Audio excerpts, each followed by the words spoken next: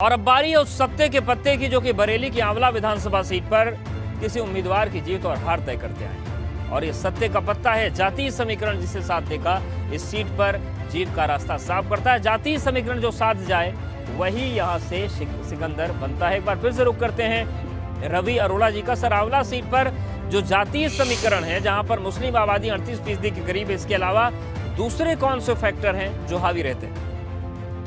देखिए, जैसे मैंने पहले कहा कि ठाकुर यहाँ पर काफ़ी प्रभावी जाति है और इसके अतिरिक्त यादव भी हैं, मुस्लिम भी हैं।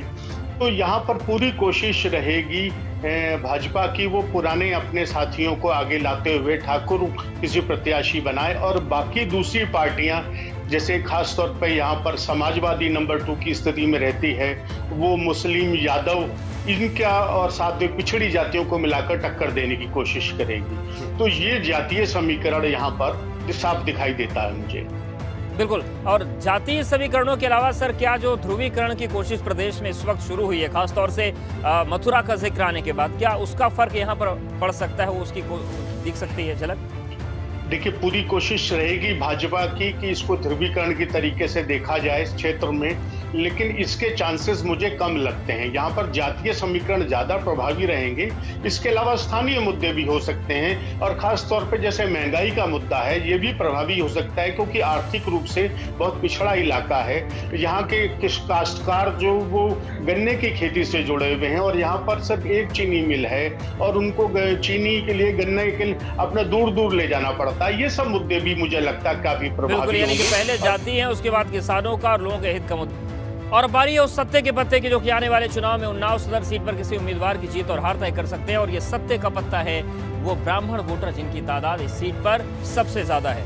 ऐसे में इनका साथ पाने वाले उम्मीदवार की जीत का रास्ता साफ हो जाता है। एक बार फिर से रुक करते हैं वरिष्ठ पत्रकार और अवध क्षेत्र के जानकार गोविंद पंत राजू जी का। सर, उन्नाव सदर सीट पर सत्ते का पत्ता ब्राह्मण वोट है, लेकिन सवाल वही कि टकराव होगा तो भाजपा और सपा में क्या स्थिति बनेगी? क्या सपा की कोई मजबूती वहां पर दिख रही है? सपा की मजबूती की बात, जैसे मैंने कहा कि एक तो जो परिवार का वहाँ पर मनोहर लाल जो थे, उनका जो परिवार है, उसकी वहाँ पर काफ़ी राजनीतिक साख बहुत अच्छी है और उनके परिवार की तीसरी पीढ़ी इस बार चुनाव मैदान में समाजवादी पार्टी की तरफ से उतरेगी। तो ये एक बड़ी उनकी पकड़ इसको माना जा सकता है। और इसकी वजह ये भी है कि वो जो है वो मल्लाह समुदाय से हैं और इस इलाके में जो मल्लाह समुदाय है उसकी भी तादाद बहुत अच्छी संख्या में। समाजवादी पार्टी ने पूरा अभी से प्रयास किया है कि वो यहाँ पर मजबूती से अपने प्रत्याशी को मजबूती से लड़ाएं। लेकिन जो बात है, अगर पिछली बार मोदी लहर थी, तो इस बार बीजेपी जिस तरह से इस चुनाव को मंदिरों के नाम पर ले जाने की कोशिश कर रही है, अगर इस तरह की कोई बात हुई तो इस बात की भी संभावना है कि एक पक्षी जैसे पिछली बार लहर थी, उसी तरह की लहर इस बार भी दिखाई दे। हालांकि जो बीजेपी के अभी मौजूदा विधायक हैं, उनकी स्थिति यह है कि वो दावे उन्होंने बहुत किए हैं, लेकिन अपनी ही सरकार के खिलाफ उनको अभी कुछ दिन पहले धरने पर भी वो बैठे थे।